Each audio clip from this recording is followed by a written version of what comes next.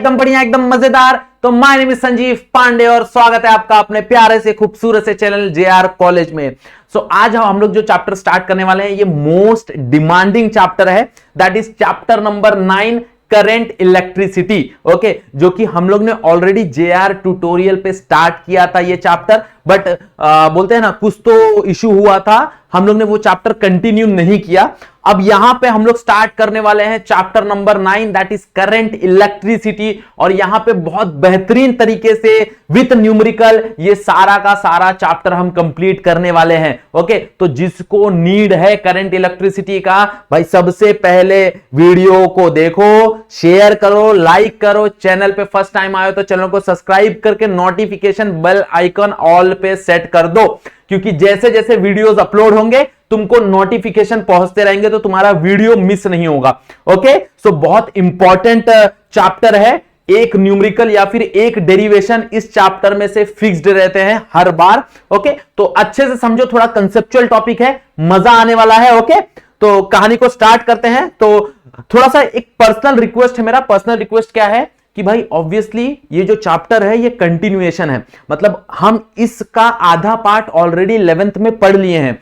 तो अगर तुम लोग ने 11th में ये चैप्टर नहीं पढ़ा है तो हो सकता है कि 12th में ये चैप्टर तुम्हारे थोड़ा बाउंसर जाए। ओके, तो मेरा एक सजेशन है कि हमने ऑलरेडी जेआर ट्यूटोरियल पे 11th में करंट इलेक्ट्रिसिटी अपलोड किया हुआ है, 11th का टॉपिक है। ओके, वो वाला जो करंट इलेक्ट्रिसिटी है वो थोड़ा सा देख लो, वो देख के वहां पे बेसिक सारा चीज समझने की जरूरत नहीं है, जो बेसिक टर्म्स है वो समझ लो, और वो बेसिक टर्म्स समझने के बाद ये चैप्टर स्टार्ट करो, तुमको बहुत बेहतरीन तरीके से चैप्टर समझ में आएगा, याद रखना।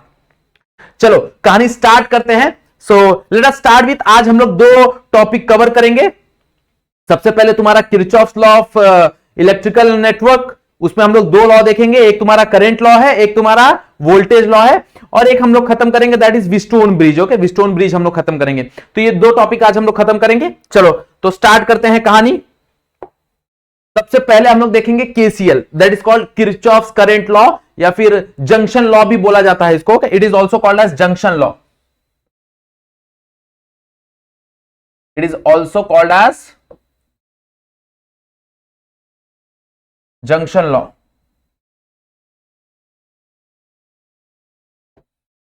तो what is this junction law, क्या होता है जंक्शन लॉ? तो मान लो कि भाई यहां पे एक सर्किट दिखाता हूं तुमको, जस्ट से लेट्स से कि ये एक वायर है, और यहां पे सॉरी एवरीवन। ओके, अब यहां पे क्या हो रहा है, लेट्स से कि यहां से करंट आ रहे हैं बहुत सारे, लेट्स से यहां से 2 एम्पियर का करंट आ रहा है। तो लेट्स से यहां पे 2 एम्पियर का करंट आ रहा है। ओके, लेट्स से यहां पे 3 एम्पियर का करंट आ रहा है, यहां से मान लो 1 एम्पियर का करंट आ रहा है, मान लो यहां से 3 एम्पियर करंट चला गया। ओके, या फिर 4 एम्पियर का करंट चला गया। तो what will be the current here, यहां पे इस करंट का वैल्यू क्या होगा, that we have to see. Okay, यहां पे जो करंट का वैल्यू होगा वो कितना होगा, दैट वी हैव टू सी। तो यहां पे हम लोग इस्तेमाल करते हैं जंक्शन लॉ। क्या होता है जंक्शन लॉ? तो junction law state that at any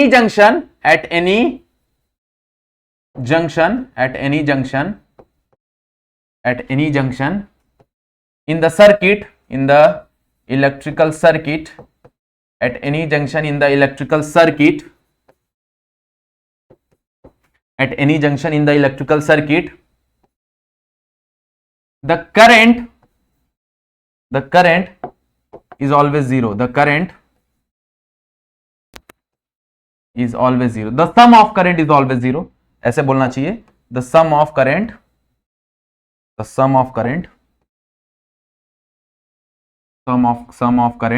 is always zero. का मतलब मैं बोल सकता हूं summation of I junction is always zero. Okay, अब इसको एक और तरीके से बोला जा सकता है, दैट इज ओके, हम लोग ऐसे बोल सकते हैं, सेकेंड मतलब इसका ही स्टेटमेंट है, बट एक और तरीके से इसको बोलते हैं, that is total incoming current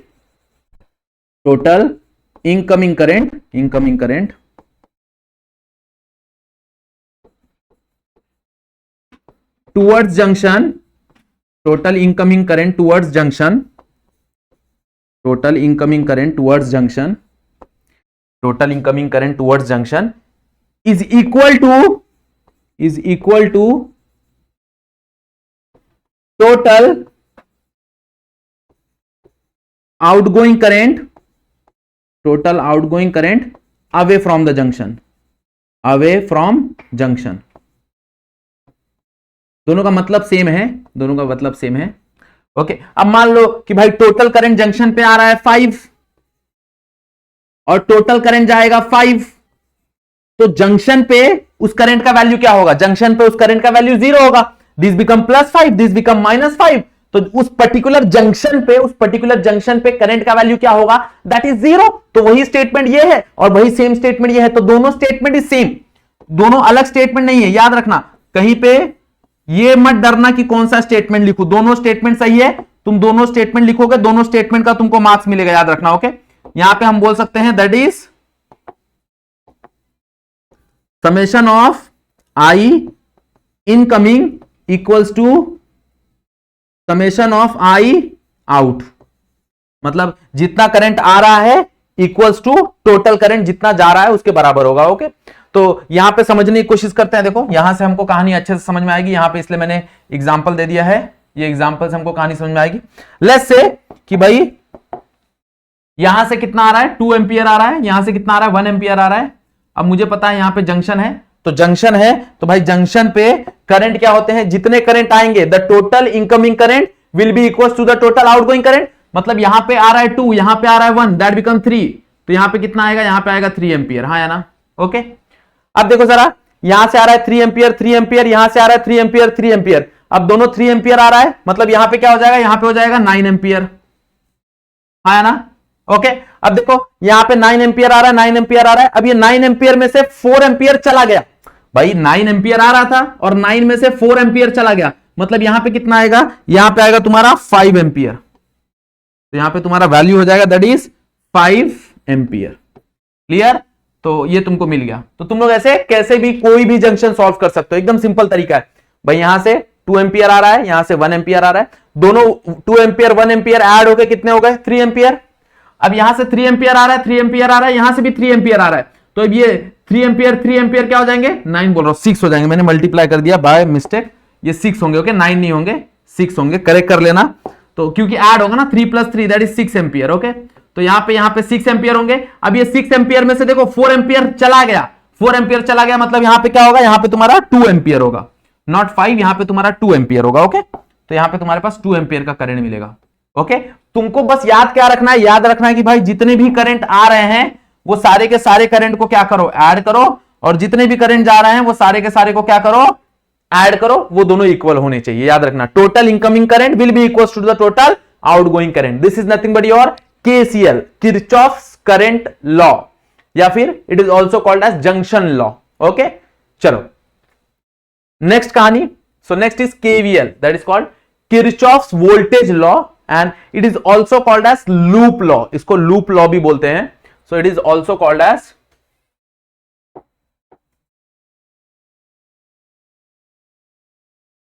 it is also called as loop law. Okay, इसको लूप लॉ भी बोलते हैं. What is this loop law? What is this KVL? उसको समझने की कोशिश करते हैं. तो लेट्स से कि एक सर्किट है.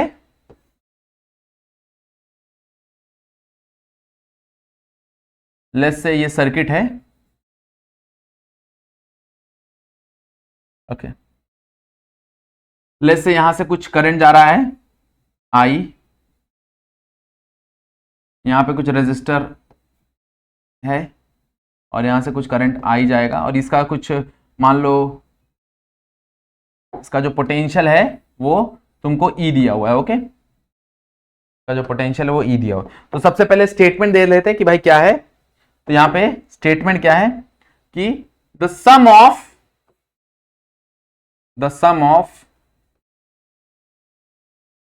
total EMF, the sum of total EMF and the sum of all EMF, total नहीं, the sum of all EMF the sum of all EMF and sum of, okay, the sum of all EMF, the sum of all EMF and sum of all potential across resistor, okay, the sum of all EMF and sum of all potential across resistor is always zero, is always zero। का मतलब क्या होता है कि भाई सम of epsilon, epsilon बोले तो EMF, तो पूरे जितने भी तुम्हारे एप्सिलॉन रहेंगे, okay, in a close circuit, याद रखना ये कहानी कंटिन्यू होता है in a close circuit, in a close circuit, ये इंपॉर्टेंट है। अगर सर्किट क्लोज नहीं रहेगा तो वहां पे हम केवीएल लगा ही नहीं सकते। तो summation of epsilon plus summation of I R, voltage ना पोटेंशियल, पोटेंशियल कैसे निकालते हैं, potential V equals to I R होता है, तो वहां पे हम लोग V ना लिख के क्या लिखते हैं, आई आर लिखते हैं, ओके। अब इन दोनों को ऐड करके आंसर हमेशा क्या आएगा, आंसर हमेशा आएगा 0, ओके। ये तुम्हारा कहानी है, ओके। अब इसको समझेंगे सर्किट के इसके एग्जाम्पल में, सर्किट के एग्जाम्पल में जरा समझने की कोशिश करते हैं। तो देखो जरा, यहां पे तुम्हारे पास ईएमएफ है, दैट इज E, ओके। तो ये E का ऐड, ये E को ऐड करो, और कितना रेजिस्टर है, एक रेजिस्टर है, तो ये दोनों रेजिस्टर को IR, मतलब इसका जो पोटेंशियल होगा, इसके अक्रॉस पोटेंशियल कितना होगा, इसके अक्रॉस पोटेंशियल अगर हम लोग निकालने जाए तो इसके अक्रॉस पोटेंशियल होगा that is V is equals to IR। अब ये अगर मैं दोनों को ऐड करूं तो ऐड करने पे मेरे को आंसर क्या मिलेगा, मेरे को आंसर मिलेगा 0, मेरे को आंसर क्या मिलेगा 0। बट ऑब्वियसली बात है, इसको अपने को समझना पड़ेगा। अब यहां पे साइन कन्वेंशन का बहुत बड़ा रोल है, ओके, साइन कन्वेंशन बहुत बड़ा रोल है। दो साइन कन्वेंशन तुमको ध्यान देना है, ओके। कौन कौन सा साइन कन्वेंशन देखो जरा, दो साइन कन्वेंशन पे तुमको बहुत ध्यान देना है। सबसे पहला करंट, ओके। अगर तुम्हारा अज्यूम डायरेक्शन और करंट का डायरेक्शन मैच होता है तो करंट विल बी नेगेटिव, याद रखना, ओके। मतलब जो डायरेक्शन तुमने अज्यूम किया है और उसी डायरेक्शन में करंट फ्लो हो रहा है तो current will be negative, okay. So तो कैसे याद रखेंगे, इसको याद रखेंगे, if your assumed direction, if your assumed direction is same as current direction,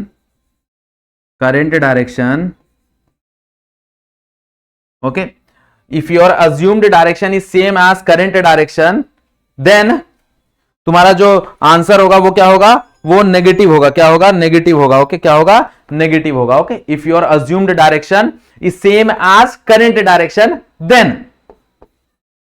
then sign is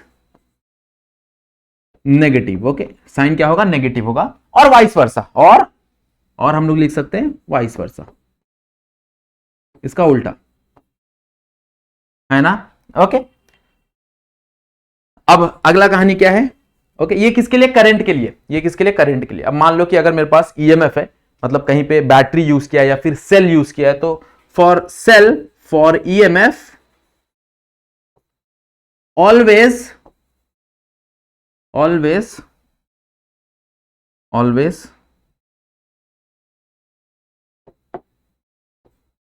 take a sign of, okay, for EMF always take sign of next polarity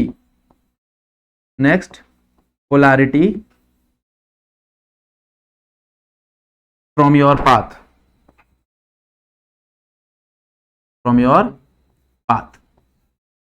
okay।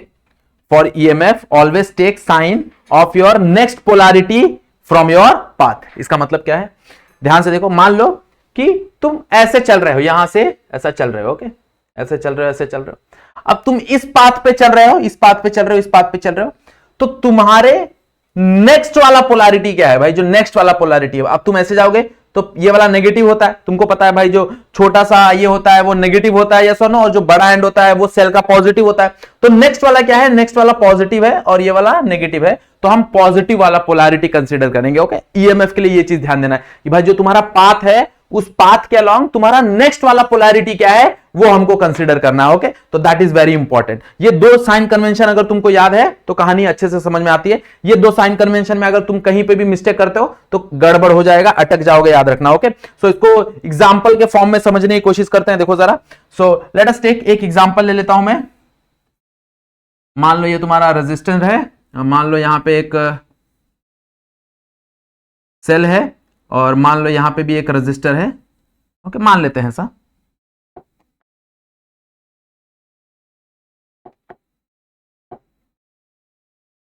ये तुम्हारा circuit है। Okay, तो let's say कि भाई यहां से कुछ तो करंट आ रहा है आई। ओके, इसका वैल्यू एप्सिलॉन ले लेते हैं। ओके, इसका वैल्यू एप्सिलॉन ले लेते हैं। अब मान लेते हैं कि भाई यहां से करंट आ रहा है आई। ओके, अब जाहिर सी बात है अगर यहां से करंट आई आ रहा है तो यहां पे अगर कुछ I1 करंट चला गया तो यहां पे क्या जाएगा। अब बहुत लोग बोलेंगे सर I2 करंट जाएगा, बहुत सही है, I2 करंट जाएगा, बट आई विल सजेस्ट कि भाई ज्यादा अननोन इंट्रोड्यूस मत करो। ओके, कम से कम अननोन रखने की कोशिश करो। तो कम से कम अननोन रखने की कोशिश करो, इसका मतलब क्या है, इसका मतलब यह है कि मान लो अगर यहां से I करंट जा रहा है और यहां पे I1 करंट जा रहा है तो यहां पे क्या जाएगा, that is I minus I1। बात समझा। Okay, instead of writing I2 हम क्या लिखेंगे, हम लिखेंगे I माइनस I1। मतलब यहां से I आ रहा है, I आ रहा है, अब यहां पे I में से I1 चला गया। भाई मान लो यहां पे 5 आ रहा है, अब 5 में से 2 यहां चला गया, बचा कितना 3, तो 3 यहां जाएगा। यस और नो, मतलब यहां से अगर I आ रहा है उसमें से I1 इधर चला गया तो इसमें किधर जाएगा, इसमें जाएगा, that is I minus I1। हाँ या ना, तो यहां से कितना जाएगा, that is I minus I1। अब मान लो इस रेजिस्टर का वैल्यू R1 है तो यहां से भी करंट कितना जाएगा, that is I minus I1। और मान लो इस रेजिस्टर का वैल्यू R2 है, अब यहां से करंट कितना जा रहा है, यहां से जा रहा है I1 करंट, यहां से भी कितना जाएगा I1 करंट, यहां से भी कितना जाएगा I1 करंट। अब देखो यहां से करंट कितना आ रहा है, यहां से करंट आ रहा है I माइनस I1 और यहां से करंट कितना आ रहा है I1, तो अब यहां पे ऐड हो जाएगा तो I minus I1 plus I1, तो minus I1 plus I1 cancel, मतलब यहां पे कितना जाएगा, यहां पे जाएगा I। ऑब्वियस ही बात है भाई, जितना करंट आ रहा है उतना ही करंट जाएगा, या फिर जितना करंट जा रहा है एक बैटरी से उतना ही करंट उसके पास आएगा। तो यहां से अगर I जा रहा है तो उसके पास क्या आएगा, उसके पास I आएगा। हाँ या ना, तो सबसे पहला हमारा काम क्या है, सबसे पहला हमारा काम है कि भाई इसको डायरेक्शन दे दो, किसको, I। पहले सबसे पहले करंट का डायरेक्शन दिखा दो। अब करंट का डायरेक्शन दिखा दिया, अब हमारा काम क्या है, अब हमारा काम है कि हमको हमारा खुद का डायरेक्शन अज्यूम करना है। तो हमारा खुद का डायरेक्शन अगर हम अज्यूम करेंगे तो कुछ ऐसा होगा।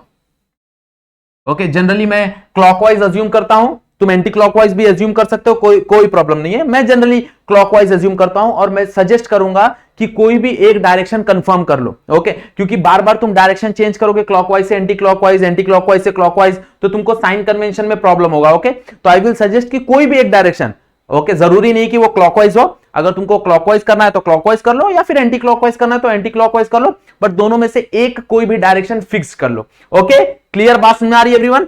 तो लेट्स से कि हम लोग क्लॉकवाइज डायरेक्शन को फिक्स्ड कर लेते हैं। Okay, so let us start. यहां पे मैं कुछ नाम दे देता हूं, लेट्स से इसको नाम देता हूं A, इसको नाम देता हूं B, इसको नाम देता हूं C, इसको नाम देता हूं D, इसको नाम देता हूं E, इसको नाम देता हूं F। ओके, चलो, सो लेट अस स्टार्ट करते हैं। तो अगर हम लोग देखने जाए तो इन लूप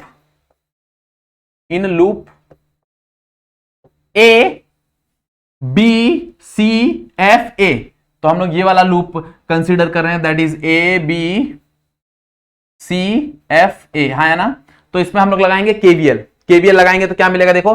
सो स्टार्ट करो, किसी भी पॉइंट से स्टार्ट करो, तो यहां से स्टार्ट करेंगे तो सबसे पहला रजिस्टर ये आएगा, तो सबसे पहला रजिस्टर है that is R1 into current कितना फ्लो हो रहा है, that is I minus I1। हाँ है ना, उसमें से करंट कितना फ्लो हो रहा है, I माइनस I1। अब देखो भाई, करंट का डायरेक्शन और तुम्हारा डायरेक्शन, तुमने जो डायरेक्शन अज्यूम किया है वो दोनों सेम है। सिंस दोनों सेम है तो यहां पे साइन आ जाएगा माइनस, यहां पे साइन क्या आ जाएगा, माइनस। ओके, फिर आगे देखो, हाँ, अब जब तक रजिस्टर नहीं आएगा तब तक वोल्टेज ड्रॉप नहीं आएगा। बहुत लोग के दिमाग में चलता है कि यहां पे I माइनस I1 लिख दिया तो यहां पे भी तुम I माइनस I1 लिख दोगे, ऐसा नहीं होगा, गलत है ये चीज। वोल्टेज ड्रॉप तभी आएगा जब रजिस्टर होगा। अब यहां कहीं रजिस्टर नहीं है ना, यहां पे तो मैंने सिर्फ नाम दिखाया उसका, नाम शो किया है कि भाई यहां से कितना करंट फ्लो होगा, यहां से करंट फ्लो होगा I माइनस I1, तो सिर्फ वो नाम इंडिकेट किया, बाकी कुछ नहीं है। तो जब तक रजिस्टर नहीं आएगा तब तक वोल्टेज ड्रॉप लिखने का ट्राई मत करना, याद रखना। ओके, तो यहां पे कितना रजिस्टर है, एक ही रजिस्टर है। यहां से आगे आएंगे आगे आएंगे आगे आएंगे आगे आएंगे। अब यहां पे एक ईएमएफ मिला, ईएमएफ का साइन कौन सा, भाई तुम्हारा जो पाथ रहेगा उसका नेक्स्ट वाला, तो तुम ऐसे आ रहे हो, इसका नेक्स्ट वाला पाथ पॉजिटिव है, तो यहां पे आ जाएगा प्लस एप्सिलॉन। वापस ऊपर चले जाएंगे और कुछ इसके अंदर है नहीं, इक्वल्स टू 0, कहानी खत्म। ओके, नेक्स्ट देखो, अब इन लूप, अब ये वाला लूप कंसीडर कर लो, नीचे वाला लूप कंसीडर कर लो, let's say F C D E F, तो क्या हो जाएगा F C D E F, ये वाला लूप कंसीडर कर लिया। केवीएल अप्लाई करो, तो let us start from F, F से चालू करते हैं। तो एफ से जब हम आगे जाना चालू करेंगे, आगे जाना चालू करेंगे, तो यहां पे सेल है। अब सेल के लिए हम लोग नेक्स्ट वाला देखते हैं, तो जब मैं ऐसे जाऊंगा तो नेक्स्ट वाला क्या होगा, नेक्स्ट वाला माइनस होगा, तो यहां पे आ जाएगा माइनस एप्सिलॉन। क्या आ जाएगा, माइनस एप्सिलॉन। क्लियर, बात समझ आ रहा है।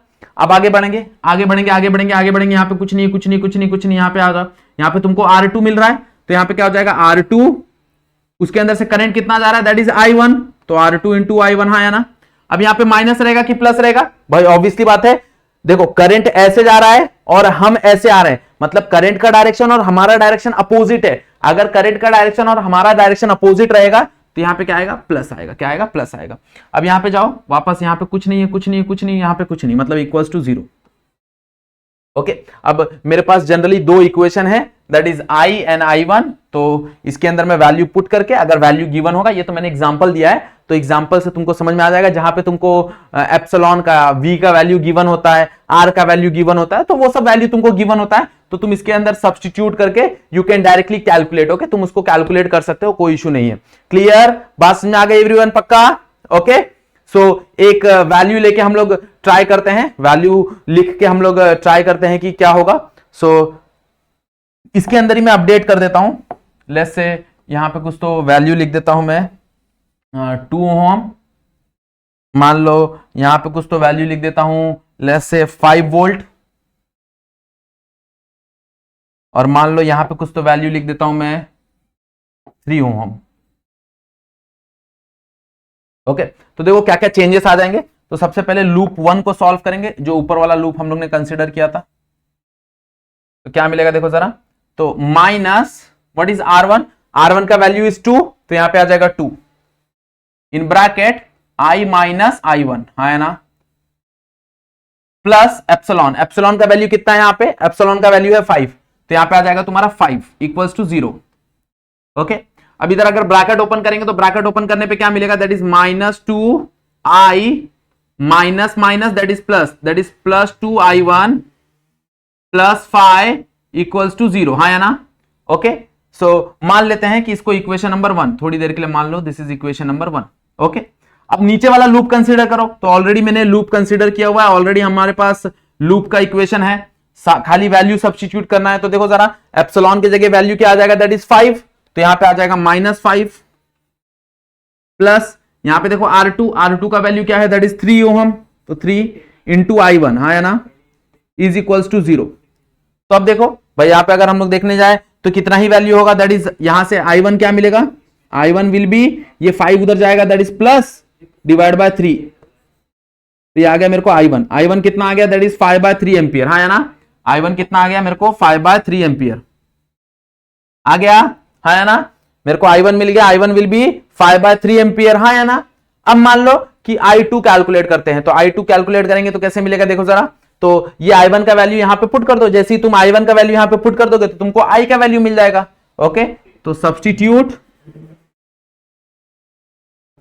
Value of I1 in equation 1। Okay, तो क्या होगा देखो जरा, तो यहां पे इक्वेशन क्या है, दैट इज -2I, यस और no, plus 2I1, what is I1 का वैल्यू हम लोग ने कैलकुलेट किया, दैट इज 5/3, तो यहां पे पुट कर दो 5/3 प्लस 5 इज इक्वल्स टू 0। तो इसको सॉल्व करो, देखो क्या हो जाएगा, तो this 2I become as it is. Okay, ये कितना हो जाएगा, प्लस 5 2 10, तो that is 10/3 plus 5 is equals to 0, हाँ है ना। तो दिस बिकम, अगर इसका एलसीएम लेंगे तो ये 5 इधर 15, 15 प्लस 10 दैट इज 25, 25 बाय 3, तो this become 25 by 3 is equals to 0, और ये हो जाएगा -2i, हाँ है ना। अब ये माइनस इधर जाएगा, दैट बिकम प्लस, तो ये प्लस हो जाएगा, that is 2i is equals to 25 by 3, and ये 2 को इधर भेज दोगे तो i is equals to 25 by 6 ampere. ये तुम्हारा i का वैल्यू आ गया, यस और नो। ये तुम्हारा i1 का वैल्यू आ गया और ये तुम्हारा i का वैल्यू आ गया, ओके। तो इतना करंट फ्लो हो रहा है, ओके। अब मान लो कि भाई i में से कितना करंट फ्लो हो रहा है, that is 25 by 6 ampere. i1 में करंट कितना फ्लो हो रहा है, i1 में करंट फ्लो हो रहा है दैट इज 5 बाय 3, तो ये वाले ब्रांच में कितना करंट फ्लो होगा, that is i minus i1, तो i कितना है, that is 25 by 6 minus that is 5 by 3, दोनों को एलसीएम बनाने के लिए दैट इज 10 बाय 3, तो that become 25 minus 10 by 6 that is 16 by 6, okay. तो दैट बिकम 16 बाय 6, इसको थोड़ा ऊपर कर देते हैं,